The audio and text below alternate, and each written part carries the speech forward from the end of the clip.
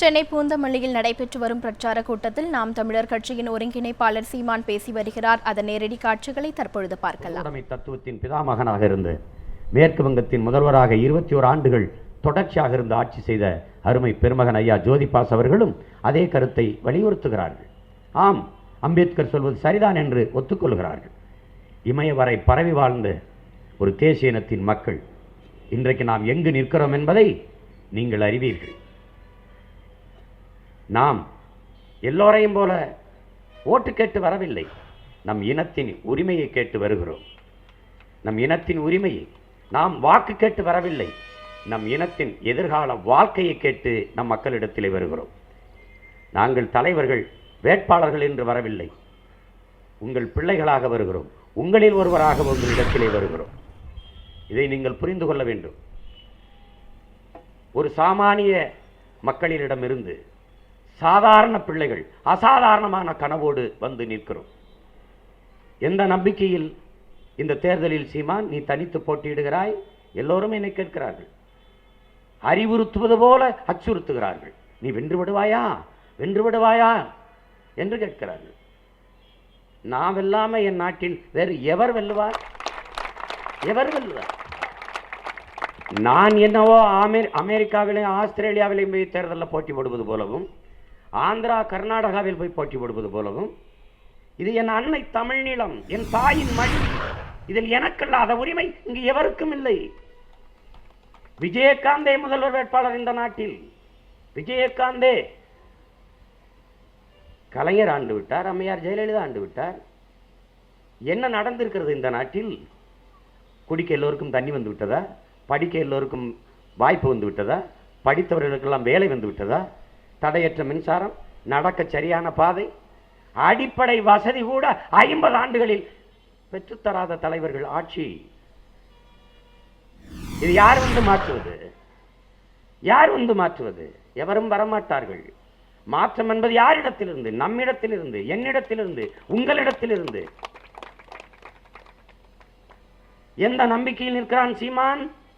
வந்தவர்கள் போனவர்களுக்கெல்லாம் வாக்கு செலுத்தி வசதியாக வாழவும் தன் தாய் நிலத்தை ஆளவும் வைத்து அழகு பார்த்த என் அருமை சொந்தங்கள், என் பேரன்பிற்குரிய பெற்றோர்கள், என் உடன் பிறந்தவர்கள், அவர்கள் சொந்த பிள்ளைகளை கைவிட்டு விட மாட்டார்கள் என்ற அசைக்க முடியாத நம்பிக்கையில் நிற்கிறோம்.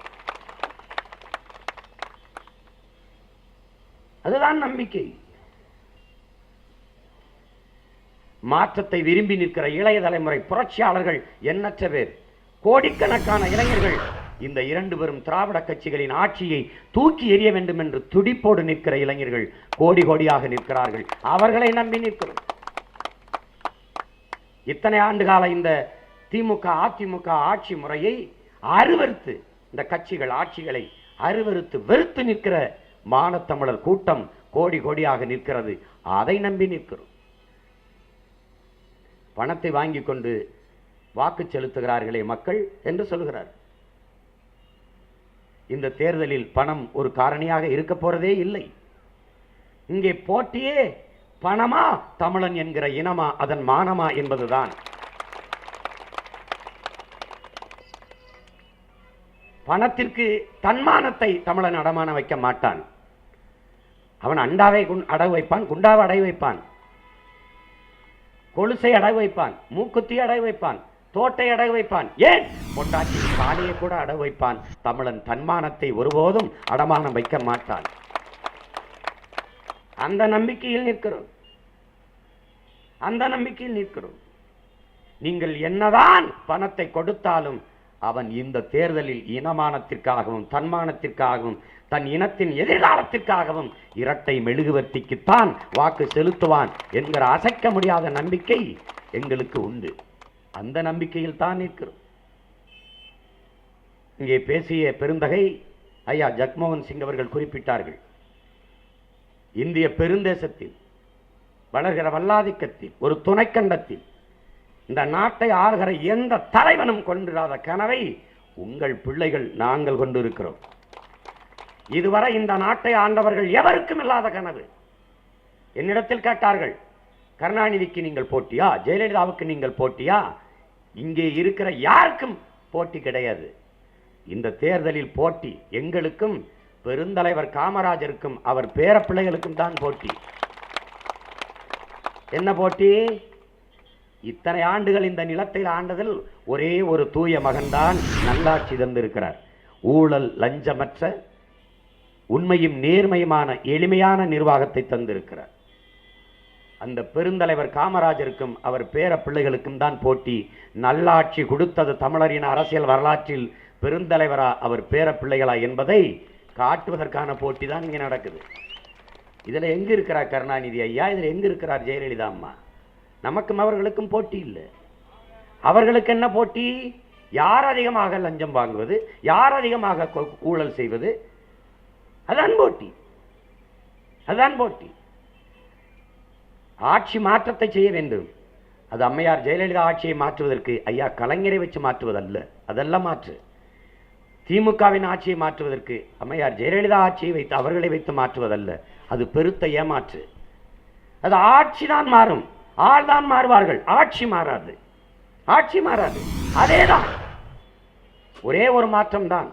அங்க ஆம்பளை, இங்க பொம்பளை, அங்க வேட்டி, இங்க சேலை, அவ்வளவுதான். வேற எதுவும் மாறாது. அங்கேயும் ஊழல், இங்கேயும் ஊழல், அங்கேயும் லஞ்சம், இங்கேயும் லஞ்சம், அங்கேயும் கொலை, இங்கேயும் கொலை, அங்கேயும் கொள்ளை, இங்கேயும் கொள்ளை, அங்கேயும் இருட்டு, இங்கேயும் இருட்டு, அங்கேயும் திருட்டு, இங்கேயும் திருட்டு, அங்கேயும் டாஸ்மார்க், இங்கேயும் டாஸ்மார்க், அங்கேயும் சாராயால, இங்கேயும் சாராயால, எல்லா இடமும் ஒண்ணுதான். ஒரு மாற்றம் கிடையாது. ஒரே ஒரு மாற்றம். இங்க அடிக்கடி பதவியேற்பு விழா நடந்தால் அது அதிமுக ஆட்சி, அடிக்கடி பாராட்டு விழா நடந்தால் அது திமுக ஆட்சி. இதுதான் அங்க இருக்குது. 5 வருஷத்துக்கு எந்த அமைச்சரையும் மாற்றாமல் ஐயா கெடுப்பார். இந்த அம்மா அடிக்கடி மாற்றி மாற்றி கெடுக்கும். 2 பேருக்கும் இவ்வளவுதான் மாற்று, வேற ஒரு மாற்றம் இல்லை.